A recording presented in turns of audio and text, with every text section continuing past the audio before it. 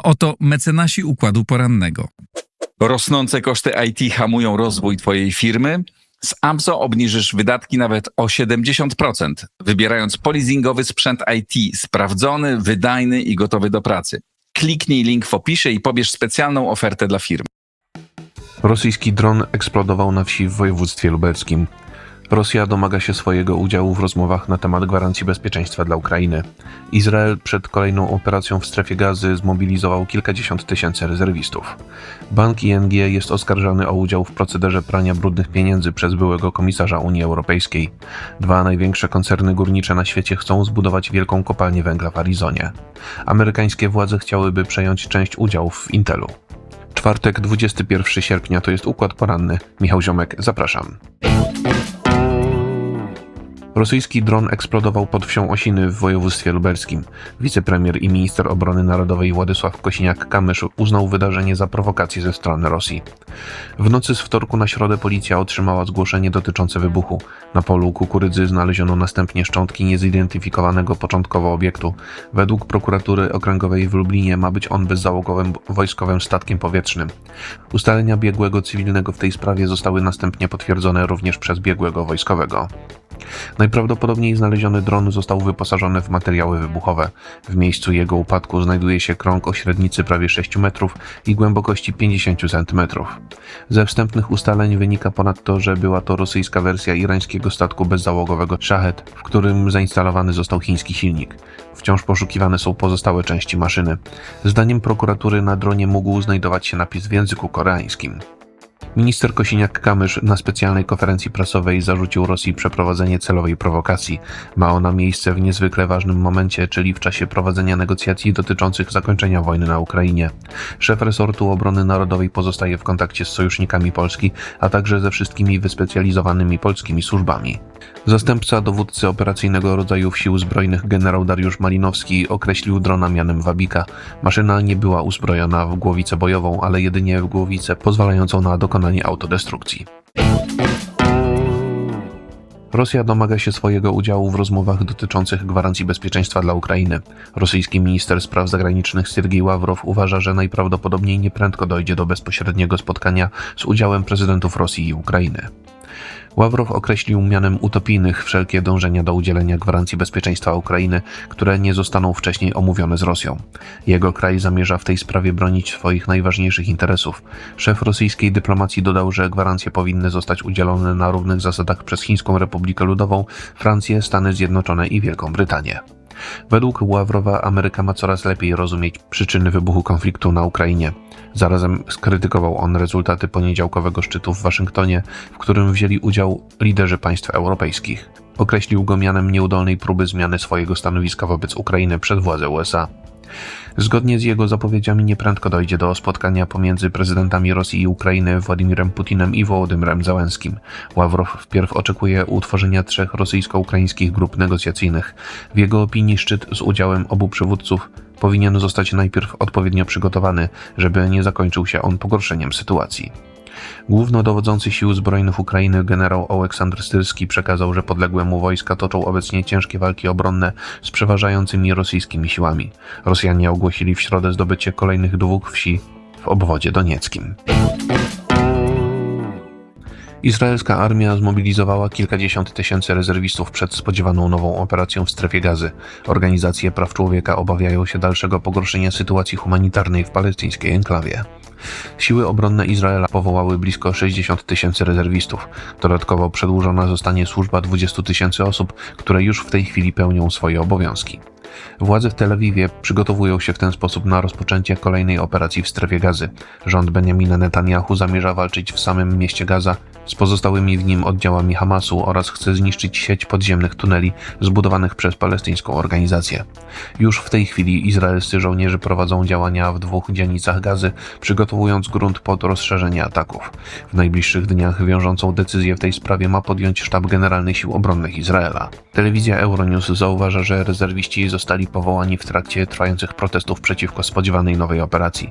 Biorą w nich udział również rezerwiści oskarżający prawicową koalicję rządową o kontynuowanie wojny z Palestyńczykami z powodów czysto politycznych. W ostatnią niedzielę przeciwnicy obecnej władzy zorganizowali strajk generalny. Planami izraelskiej armii są coraz bardziej zaniepokojone międzynarodowe organizacje praw człowieka.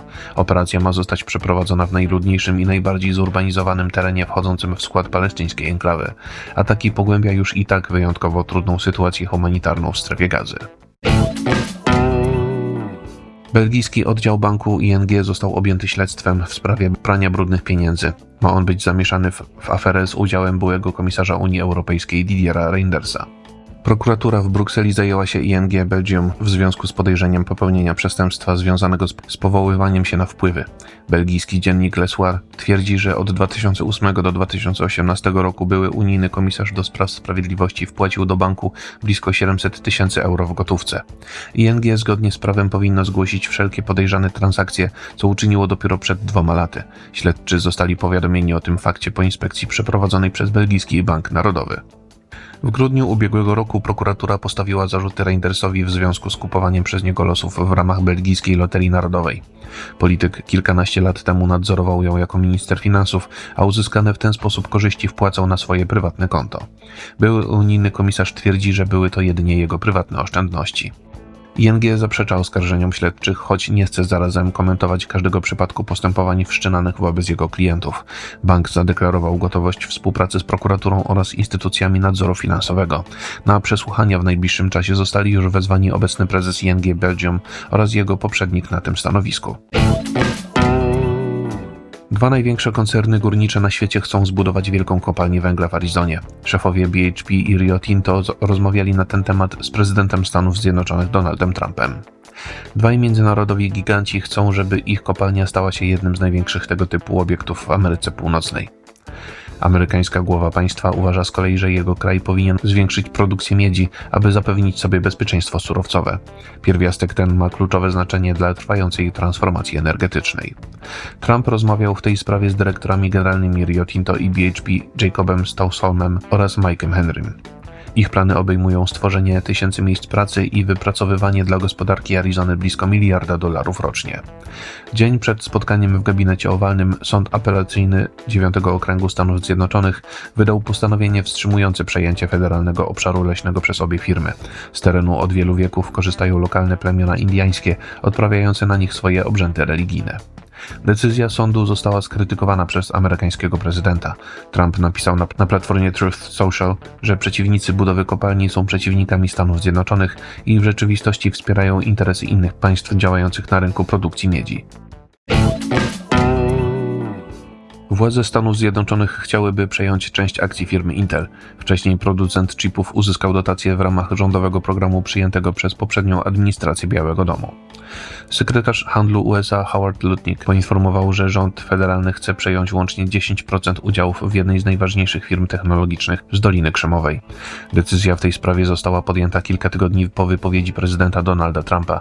Wezwał on prezesa Intela Lip-Butana do ustąpienia ze stanowiska, bo miał on wcześniej być inwestorem Venture Capital w Chińskiej Republice Ludowej.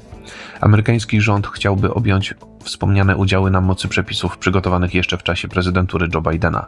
Uchwalona przed 3 laty ustawa Chips and Science Act miała w założeniu wesprzeć producentów półprzewodników. Dzięki niej Intel otrzymał państwowe finansowanie w wysokości $2 miliardów 200 milionów.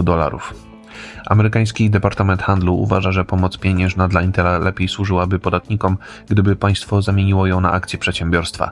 Lutnick skrytykował Bidena za przyznanie dotacji zupełnie za darmo. Według telewizji CNBC inwestycja rządu w firmę byłaby ryzykowna. Intel jak na razie nie jest w stanie konkurować z innymi koncernami w zakresie produkcji chipów oraz sztucznej inteligencji i rozwiązań mobilnych. Niedawno zakończył on program zwolnień, w ramach którego pracę straciło blisko 15% jego pracowników. Inni producenci półprzewodników ogłosili niedawno, że kupią od rządu licencje na eksport do Chińskiej Republiki Ludowej. Nvidia i AMD będą przekazywać państwu 15% zysków ze sprzedaży swoich chipów. Informację przygotował Maurycy Mietelski, nadzór redakcyjny Igor Jankę. Jeżeli podoba się Państwu nasza praca, serdecznie zachęcam do wsparcia Układu Otwartego w serwisie patronite.pl. To wszystko na dzisiaj. Bardzo Państwu dziękuję za uwagę i do usłyszenia w kolejnym Układzie Porannym. A oto mecenasi Układu Porannego. Rosnące koszty IT hamują rozwój Twojej firmy? Z AMZO obniżysz wydatki nawet o 70%, wybierając polizingowy sprzęt IT sprawdzony, wydajny i gotowy do pracy. Kliknij link w opisie i pobierz specjalną ofertę dla firmy.